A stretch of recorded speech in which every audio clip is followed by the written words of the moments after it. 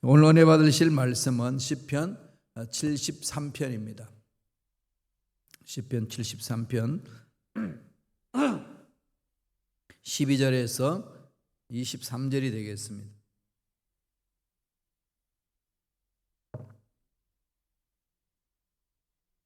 시편 73편 12절에서 23절 말씀 다 같이 합독하시겠습니다. 볼지어다 이들은 악인들이라도 항상 평안하고 재물은 더욱 불어나도다. 내가 내 마음을 깨끗하게 하며 내 손을 씻어 무죄하다 한 것이 실로 헛되도다. 나는 종일 재난을 당하며 아침마다 징벌을 받았도다. 내가 만일 스스로 이러기를 내가 그들처럼 말하리라 하였더라면 나는 주의 아들들의 세대에 대하여 악행을 행하였으리이다. 내가 어쩌면 이를 알까 하여 생각한 적 그것이 내게 심한 고통이 되었더니 하나님의 성소에 들어갈 때야 그들의 종말을 내가 깨달았나이다. 주께서 참으로 그들을 미끄러운 곳에 두시며 파멸에 던지시니 그들이 어찌하여 그리 갑자기 황폐되었는가. 놀랄 정도로 그들은 진멸하였나이다. 주여, 사람이 깬 후에는 꿈을 무시함같이 주께서 깨신 후에는 그들의 형상을 멸시하시리이다. 내 마음이 산란하며 내 양심이 찔렸나이다. 내가 이같이 우매무지함으로 주 앞에 짐승이오나 내가 항상 주와 함께 하니 주께서 내 오른손을 붙드셨나이다. 아멘. 이 말씀으로 악인의 형통을 부러워하지 말라라는 제목으로 은혜의 말씀을 나누겠습니다. 시편 73편 제목을 보면은 아삽의 시라고 되어 있지요. 아삽의 시. 그러니까 73편에서 83편까지 모두가 아삽의 시로 이렇게 되어 있습니다. 아삽이 누굴까요? 다윗과 같은 시대의 인물입니다. 역대기상 25장 1절에 보면은 성전에서 찬양하는 사람들 가운데 대표자다라는 것을 보여줍니다. 다윗이 군대 지휘관들과 더불어 아삽과 하만과 여두둔의 자손 중에서 구별하여 이런 말이 있거든요. 그러니까 다윗이 군대 지휘관들과 더불어 아삽과 하만과 여두둔의 자손 중에서 구별하여, 그게 역대상 25장 1절에서 나옵니다. 아삽이 다윗 시대 때에 성전에서 찬양하는 그 그룹 중에 대표자다. 하나님을 찬양하는 것이 아삽의 주 일이었습니다. 하나님은 세상을 주관하신 분이시다. 이분을 강조하기 위해서 엘로힘 이런 하나님에 대해서 쓰고 있습니다. 그러니까 하나님은 세상을 다스리시는 능력의 분, 주관하시는 분, 그러니까 라다 하신다. 하나님의 그 모습을 그리고 있습니다. 그럼 하나님이 다스리면은 상식적으로 어떨까요? 나라가 흑암의 세력 다 제거되고 악한 것들 사라지고 불의도 거짓도 없어지고 참 진리가 임할 것 아니겠습니까? 상식적으로는 그렇지요. 그게 당연한 거 아니겠습니까? 그런데 현실적으로 보면은 예나 지금이나 오히려 악인들이 더 형통한 것 같아요. 그렇지 않나요? 의인은 오히려 고난을 당하는 것 같습니다. 이런 경우가 우리 실생활 속에 참 많지요. 오늘 73편에도 아삽이 인간의 이런 잘못된 이 모습, 또 이 하나님이 다스리는 세계가 왜 이럽니까? 여기에 대한 의문을 품고 갈등을 하는 시로 시작합니다. 읽지 않았습니다만 1절 2절 한번 볼까요? 시편 73편 1절 2절 말씀입니다. 다 같이 우리 한 목소리로 천천히 읽겠습니다.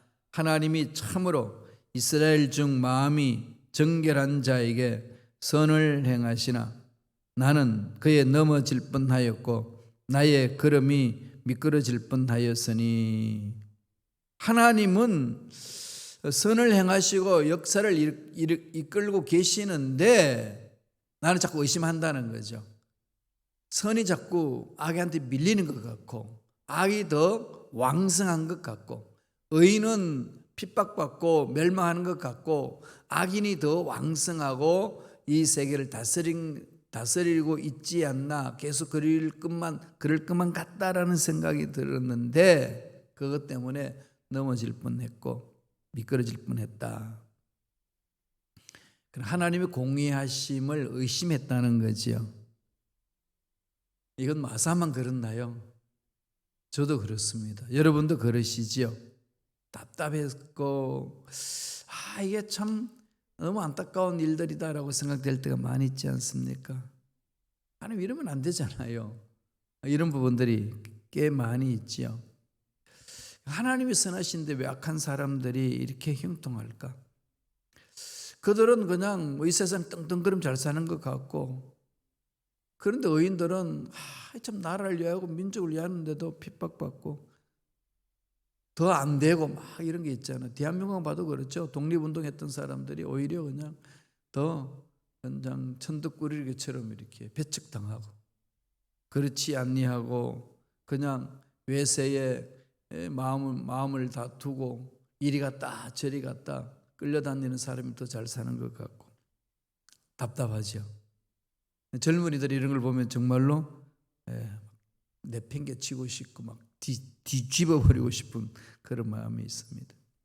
이런 마음들을 오늘 아삽이 솔직하게 털어놓습니다. 마음을 막 이렇게 다스리려고 하는 거죠. 마음의 갈등이 많이 일어나니까 이러면 됩니까 하나님? 이런 부분들이 막 일어나는 거죠. 자, 이러한 갈등 속에서 하나님이 어떻게 다스리시고 어떻게 이끌고 계시는지를 깨닫고 고백하는 거예요. 하나님 주시는 말씀입니다. 시편 73편 18절 19절 한번 보실래요? 다 같이 읽겠습니다. 주께서 참으로 그들을 미끄러운 곳에 두시며 파멸에 던지시니 그들이 어찌하여 그리 갑자기 황폐되었는가? 놀랄 정도로 그들은 전멸하였나이다. 악한 것들이 그냥 난리를 치고 막 세상을 그냥 좌지우지하고 다 뒤엎을 것만 같았는데 어느 순간에 미끄러져 넘어져 있고 어느 순간에 황폐되어 있고 놀랄 정도로 전멸되었다. 이걸 깨닫게 되는 거죠. 하나님께 집중하고요. 하나님이 다스리시는 그 손길을 마음에 두고 바라보시면 오늘 아삽이 고백하는 것처럼 우리가 체험할 수 있습니다. 주시는 메시지가 뭔가요? 첫째로 악인의 형통은 잠깐이다. 악인의 형통은 영원하지 않는다는 거죠. 그건 잠깐이니까 이 악인의 형통을 부러워할 필요가 없습니다. 하는 게 자꾸 집중을 하는 훈련을 해야 돼요. 그런데 우리는 이 세상에 땅을 딛고 살고 있기 때문에 현실의 문제에 자꾸 집중하잖아요. 그죠? 그러다 보면 마음이 뺏겨요. 물론 우리가 문제를 해결하려면 현실의 문제를 직시하고 그것을 연구하고 보살펴야 됩니다. 그런데 거기에만 집중하다가 보면은 이 모든 것을 다스리신 하나님의 그 능력과 손길을 잊어버릴 때 있어요. 마음이 우리는 약하잖아요. 감정의 동물이고 또 문제는 한 것에 대해서 마음이 흔들릴 수 있기 때문에 어디를 보라고요? 그럴 때는 하늘을 향하여 눈을 들고 매달려야 돼요.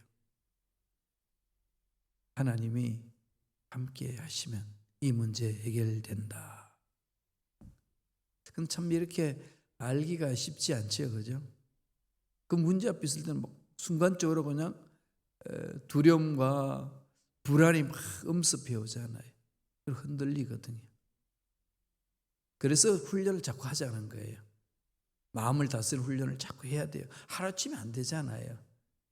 우리 운동을 해도, 무슨 운동을 해도 하루아침에 그냥 이론 다 들었다고 그냥 실천하면 그냥 그대로 다 되나요?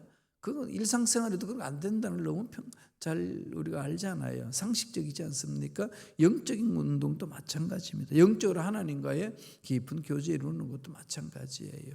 육체는 자꾸 영적으로 깊이 들어가는 것을 방해합니다. 악한 영들이 또 장애물을 자꾸 놔요. 그러다 보니까 한두 번 해보다가 실망하는 거죠. 운동하다가도 운동이 잘 안 된다고 한두 번 하고 그만두면 되나요? 될 때까지 하는 거죠, 계속. 그럼요. 그게 뭐 창피합니까? 배우고 훈련하고 나를 다듬어 가는데 그럴 필요 없어요. 끊임없이 도전하는 거. 잘하든 못하든 내가 할 수 있을 만큼 끊임없이 도전하는 거 중요하잖아요. 아삽이 갈등을 느껴요. 고통을 받습니다. 참 이게 뭔가. 이럴 때 아삽은 어디로 가서 해답을 얻습니까? 본문 말씀에 나옵니다. 시편 73편 16절 17절입니다. 다 같이 읽겠습니다. 내가 어쩌면 이를 알까 하여 생각한즉 그것이 내게 심한 고통이 되었더니 하나님의 성소에 들어갈 때야 그들의 종말을 내가 깨달았나이다. 할렐루야 외치는 거죠. 그렇잖아요. 야, 이게 왜 세상이 이 모양이냐. 이 언제 이 문제가 해결되고 이 아픔과 고통과 이 모든 것들이 끝날 것인가. 답을 못 찾았는데, 그러니까 답을 못 찾으니까 마음에 너무 고통이 많았는데, 하나님의 성소에 들어갈 때 그들의 종말을 깨달았다. 하나님의 성소에 들어갔을 때 비로소 깨달았다. 성소라는 것은 다양한 해석이 있는 거죠. 한마디로 말하면은 하나님이 임재하시는 곳이잖아요. 거룩한 곳, 그죠? 거룩한 곳, 하나님이 임재하는 곳. 오늘날 하나님 어디 임재하시나요? 우리 마음에 임재하죠. 마음에 하나님 임재하잖아요. 그래서 사도 바울이 고린도 교인들에게 뭐라고 그럽니까? 너희가 하나님의 성전인 걸 알지 못하느냐? 성령이 너희 안에 있는 걸 알지 못하느냐? 거기 어떻게 분쟁이 있을 수 있냐? 고린도 교회가 4분 5일 나눠져 있어가지고 막 싸움이 많았거든요. 연사도 많았지만 싸움도 많았어요. 또 돈도 많았어요. 왜 그럴까요? 거기가 항구 도시니까 화려하고 모든 면이 풍족했는데 그러다가 보니까 자기가 체험했던 것을 강조하니까 막 이편 저편 막 다 나눠지는 거죠. 이 교회에 꼭 분쟁이 일어나면 편이 나눠지잖아요. 그죠? 편을 꼭 나눠요. 그죠? 그러다 보니까 편끼리 묶고 이렇게 으르렁거리다 보니까 교회가 깨지고 아픔이 있고 상처받고 나가 떨어지고 정말로 사탄의 앞잡이가 되어가지고 난리를 칩니다. 이런 것들은 통해 자복해야 돼요. 여러분, 지난날 교회에 그런 일이 있었다면요, 다 지나갔다 그렇게 생각하면 안 됩니다. 내가 그게 잘못한 게 뭐가 있는지 자신을 돌아봐야 돼요. 나는 그냥 눈 감고 있었지 않았는지, 나는 엉뚱한 것에 앞잡이가 되어 있지 않는지, 나는 정말 기도하면서 하나님 기뻐하시는 일을 내가 했는지, 그거요 하나님 앞에 내려놓고 회개하고 기도하셔야 돼요. 하나님 그 회개 받기를 원하십니다. 회개해야죠. 그래야 교회 공동체 거룩해지는 거 아니겠어요? 그렇게 하셔야 됩니다. 거룩한 곳, 성령이 임하는 곳에 우리 마음을 모아야 되는 거죠. 그곳에 가니까 아삽은 인생의 궁금점이 풀어진다는 거죠.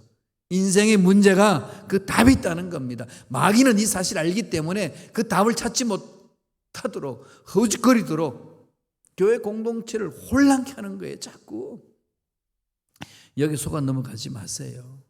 절대로 속지 마세요. 분별력을 달라고 부르짖으세요. 그래야 됩니다. 하나님과의 참된 만남을 가지면 바뀝니다. 그리고 인생의 문제에 답을 얻습니다. 수많은 궁금증, 갈등 느끼는 것, 고민하는 것, 괴로워서 몸부림치는 것, 도저히 내 혼자서 풀 수 없다고 하는 모든 것들, 진정한 만남 속에 답이 있습니다. 악인이 형통하게 보이지만은 그 순간뿐이다. 망할 것이다 그러는 거죠. 그래서 저는 이 예를 계속 지금 이 히틀러를 통해서 예를 듭니다. 히틀러는 그냥 뭐 난리를 쳤잖아요. 그냥 유럽 전체를. 사라집니다. 그죠? 그들의 처우를 보세요. 끝을 보면은 어떻게 살아야 될 것인지를 알지 않습니까?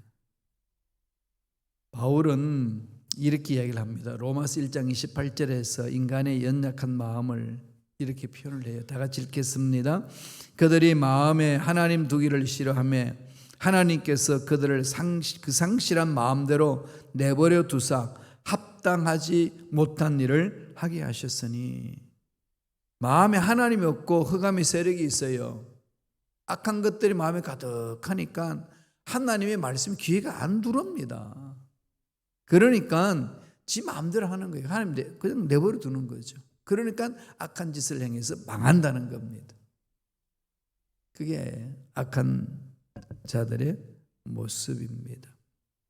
따라서 저와 여러분은 인생에 답답한 어려운 문제가 있고 갈등이 있고 해결되지 않는 문제, 어디로 달려가서 해결해야 될까요? 깊이 되새겨야 됩니다. 한국 사람은 점쟁이를 많이 찾아가요. 우리는 어디로 가죠? 말씀 앞으로 오세요. 말씀 앞으로. 말씀 앞으로 오세요. 말씀이 하나님께서 우리 마음속에 들어가게 하셔서 그 말씀의 힘으로 살 수 있도록 이끌어 주십니다.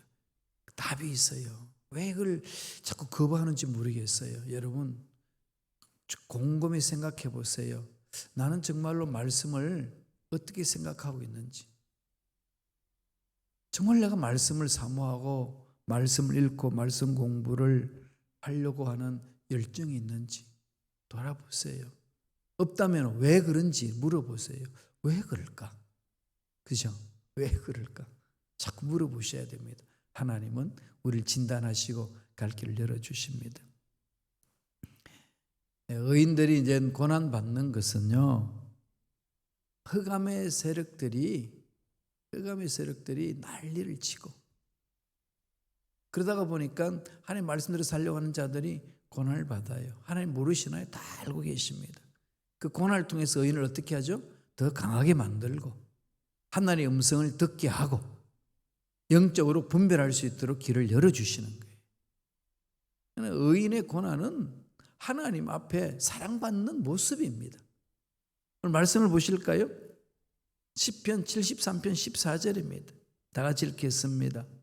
나는 종일 재난을 당하며 아침마다 징벌을 받았도다.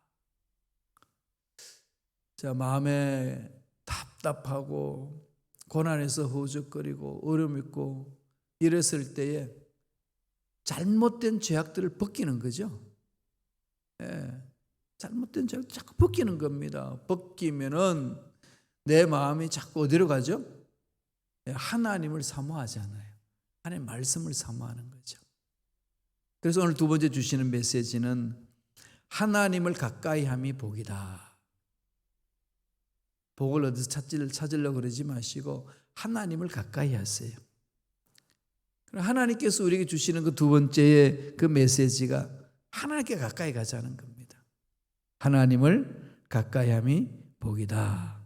하나님께서는 그 백성들을 항상 선대해 주십니다. 잘못된 것들을 고쳐주시고 아침마다 징계하고 아침마다 경험한다는 거예요. 아삽은 징계를 하면서도 주 안에 있으면은 주님은 붙들어 주시고 복되게 하시고 앞길을 열어주신다는 겁니다. 말씀 안에 들어오세요. 두려워서 못 들어오고 그런 어리석은 생각하지 마시고요. 하나님 말씀 안으로 들어오세요. 하나님이 책임져 줍니다. 73편 23절 24절 읽겠습니다. 다 같이 한 목소리 읽습니다. 내가 항상 주와 함께 하니 주께서 내 오른손을 붙드셨나이다. 주의 교훈으로 나를 인도하시고 후에는 영광으로 나를 영접하시리니. 뭐라고 그러죠? 항상 함께한다. God with us. 그죠? 멋있잖아요. 항상 함께. 주께서 내 오른손. 하나님이 능력으로 나를 붙들어 주시는 거죠. 주의 교훈으로 나를 인도하시고 후에는 영광으로 나를 영접하신다.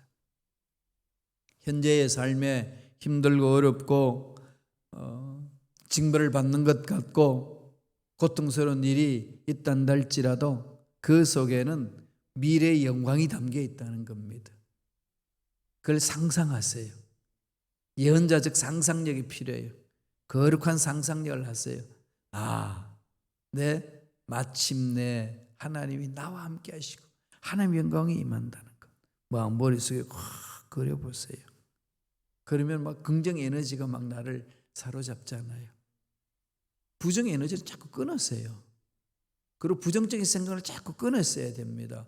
그냥 내버려 두면 안 돼요. 우리 교회 텃밭이 있잖아요. 꽃도 가꾸고 채소도 가꿔요. 보면은 물도 주고 무럭무럭 자라가는데 또 뭐가 자라죠? 잡초들이 자랍니다. 심지 않는 것들이. 그런데 그거요, 조그만 줄기 남겨놔도 뿌리를 남겨놓으면 또 자라요. 다 뽑아버려야 되거든요. 다 뽑아버려야 됩니다. 훈련해야 돼요.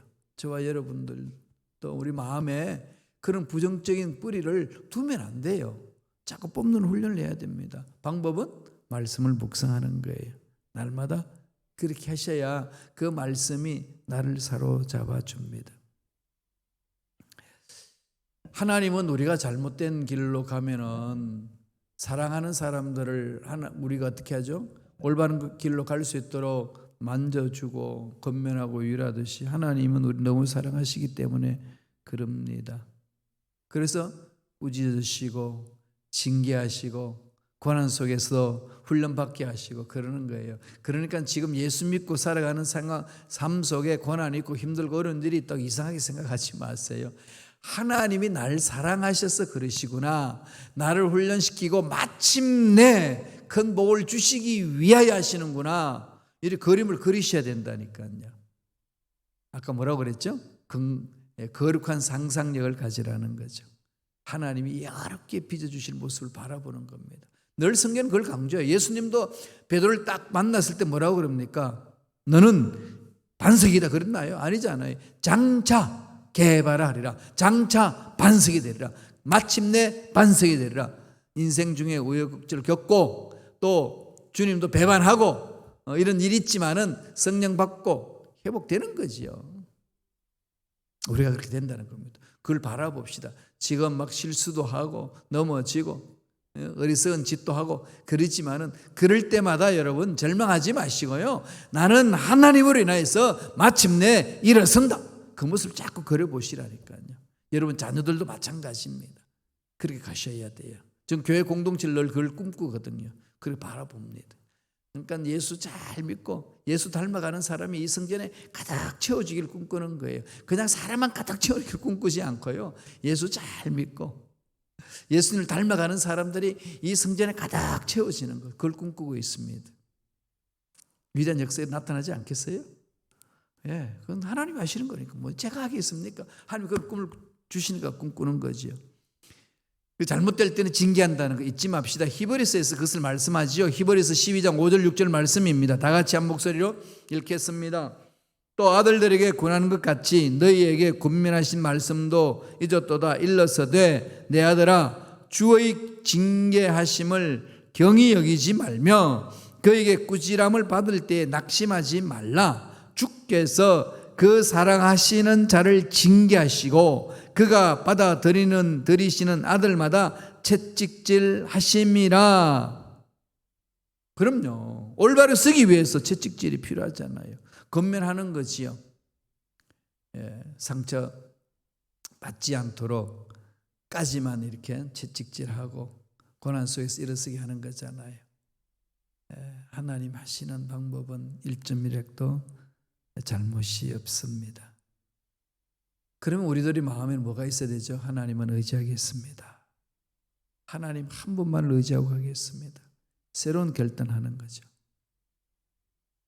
오늘 시편 73편 아삽은 이렇게 결론 내립니다. 다 같이 읽겠습니다. 73편 27절 28절이에요. 다 같이 읽어봅니다.